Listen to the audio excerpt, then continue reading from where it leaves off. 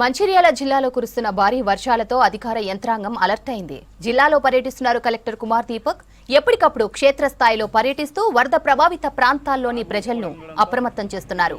వర్షాలతో జాగ్రత్తగా ఉండాలని సూచిస్తున్న జిల్లా కలెక్టర్తో Sagar face to face.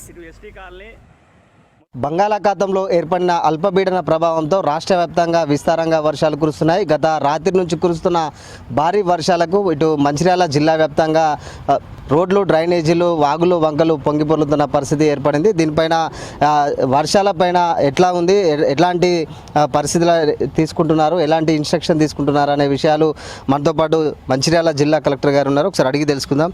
Sir, రాత్రి నుంచి వర్షాలు చాలా కురుస్తున్నాయి. లో లెవెల్ వంతలు కావచ్చు, కల్వర్ట్స్ కావచ్చు, చాలా ప్రాంతాల్లో మునిగిపోయినాయి.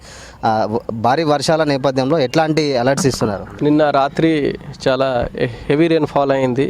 పర్టికులర్గా మనం క్లౌడ్ బ్రస్ట్ లాగా చెప్పగలుగుతాం. ఎందుకు సడన్గా 250 mm వరకు 2 మండలాల్లో భీమిని, కన్నెపల్లిలో అయింది. మళ్ళీ ఇంకా 2 మండలాలు కోటపల్లి, బేమన్పల్లిలో 100 mm కంటే ఎక్కువ అయింది వర్షం. సో లో లయింగ్ ఏరియాలో వాటర్ వచ్చేసింది. సో కాబట్టి మనం ఇమీడియట్గా వాటర్కి డ్రైన్ చేస్తున్నాము. ఎక్కడ కొన్ని ప్లేస్లో రోడ్ డ్యామేజ్కి ఏమైనా వచ్చింది అంటే దానికి మనం ఇమీడియట్గా దానికి రిపేర్ చేయడానికి కూడా చెప్పడం జరిగింది. భీమిని మండల్లో 2 ఇంట్లో వాటర్ వచ్చింది. వాళ్ళకి ఇమీడియట్గా ఈ స్కూల్లో షిఫ్ట్ చేసాము. అన్ని చోటాలో డెజినేటెడ్ ప్లేస్ ఉంది. ఎప్పుడైనా వాటర్ వస్తే ఇక్కడ షిఫ్ట్ చేయాల్సింది. మా వాళ్ళు అక్కడ ఉన్నారు. సేమ్గా ఒక రాజారాం విలేజ్ భీమిని మండల్లో ఒక రోడ్ డ్యామేజ్ అయిపోయింది. కానీ ఇప్పుడు అక్కడ హెవీ వెహికల్కి ప్రాబ్లం ఉంటుంది. నార్మల్ వెహికల్ ఆర్ నడిచి వెళ్ళవచ్చు. దానికి ఒక్కసారి వర్షం ఆగితే మనము ఇమీడియట్గా దానికి రిపేర్ చేయిస్తాము. Under pass, railway under pass Tandur మండల్లో రెగ్యులర్గా అక్కడ ఎప్పుడైనా వర్షం వస్తే అక్కడ వాటర్ జమ అయిపోతుంది. ఎందుకు లో లయింగ్ ఏరియా ఉన్నాయి కాబట్టి దానికి ఇమీడియట్గా మనం ట్రాఫిక్ ఆపాము. అక్కడ దానికి మళ్ళీ వాటర్ డ్రైన్ అయిపోయిన తర్వాతే దానికి ట్రాఫిక్ స్టార్ట్ అవుతుంది. సేమ్గా బెల్లంపల్లి టౌన్లో కూడా కొన్ని ప్లేస్లో వాటర్ లాగింగ్ అయింది. మనం ఇప్పుడు జేసీబీ తోటి మన కమిషనర్స్ అందరూ చేస్తున్నారు. భీమిని మండల్లో సబ్ కలెక్టర్కి పంపించాను, ఆయన సొంతంగా చేస్తున్నారు. కన్నెపల్లిలో కూడా తహసీల్దార్, ఎంపీడీఓ కలిసి చేస్తున్నారు. అక్కడ 10 ఇళ్ళులో వాటర్ వచ్చేసింది. ఇప్పుడు బేమన్పల్లిలో కూడా మాట్లాడాను, 3 ఇళ్ళులో వాటర్ వచ్చింది. కానీ మా వాళ్ళు డ్రైన్ చేసేసి ఆ వాటర్ అక్కడ ఉండవు, అట్లా వాళ్ళు చేస్తున్నారు. కాబట్టి వాళ్ళకి షిఫ్టింగ్ చేయడానికి అవసరం లేవు. చాలా ఎక్కువ వర్షం ఉన్నాయి కాబట్టి పబ్లిక్ కూడా కొంచెం జాగ్రత్తగా ఉండాలి. అవసరమైతే మాత్రమే ఇంటి నుంచి బయటకి రావాల్సింది.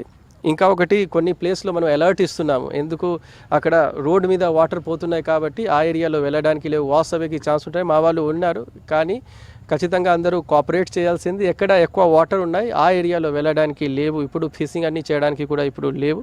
సో కాబట్టి దానికి సంబంధించిన మనం అలర్ట్ ఇస్తున్నాము. అన్ని చోటాలో బ్యారికేడింగ్ చేసేసి రెగ్యులర్గా చెప్తున్నాము.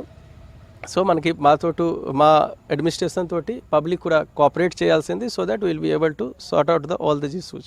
సార్, ఇప్పుడు మంచిర్యాల హెడ్ క్వార్టర్కి వచ్చేసి రాళ్ళవాగు కూడా మొత్తం పూర్తిగా మునిగిపోయింది. దానిపైన వెళ్ళేవారు కూడా చేపలు పడితే ఇట్లాంటివి మధ్యకారులు ఇట్లా చేస్తున్నారు. ఇట్లా సో ఇక్కడ కూడా లో లయింగ్ ఏరియాలో రాళ్ళబాగు సంబంధించిన కూడా నీళ్ళు ఎక్కువ వస్తే మాత్రం ఇది ఇష్యూ ప్రతిసారి అవుతుంది. మనం దానికి ఇమీడియట్గా మన లోకల్ బాడీ స్టాఫ్ అక్కడ ఉండి దానికి ఆపుతున్నారు. క్లియర్గా ఇప్పుడు చేప పట్టుకోవడానికి ఇప్పుడు లేవు. ఎందుకు మళ్ళీ సడన్గా వాటర్ ఇంక్రీజ్ అయితే సడన్గా వాసవికి ఛాన్స్ ఉంటుంది.